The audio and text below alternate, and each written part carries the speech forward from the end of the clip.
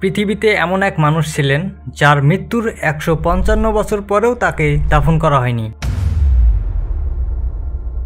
তার নাম ছিল উইলিয়াম ল্যানি, যাকে পশ্চিমারা বিদ্রূপ করে বলতো কিং বিলি। তিনি ছিলেন তাসমানিয়ার দ্বীপের শেষ আদিবাসী পুরুষ।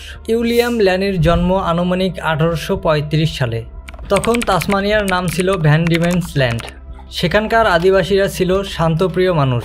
তাদের একমাত্র চাওয়া ছিল আমাদের শান্তিতে থাকতে দাও।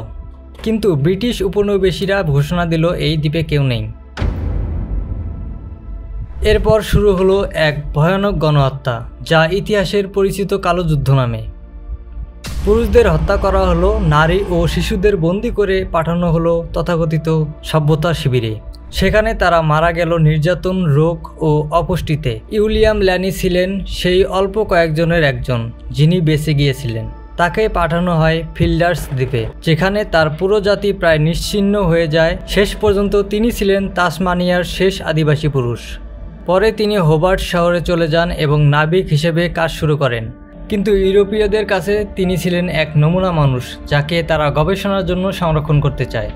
১৮৬৯ সালের ৩ মার্চ মাত্র ৩৪ বছর বয়সে উইলিয়াম ল্যানি মারা যান, সম্ভবত যক্ষা বা নিউমোনিয়া রোগে। কিন্তু মৃত্যুর পরও তার প্রতি অন্যায় থামেনি। তার দেহ নিয়ে শুরু হয় লড়াই হোবার্টের রাজকীয় জাদুঘর এবং মেডিকেল কলেজের মধ্যে।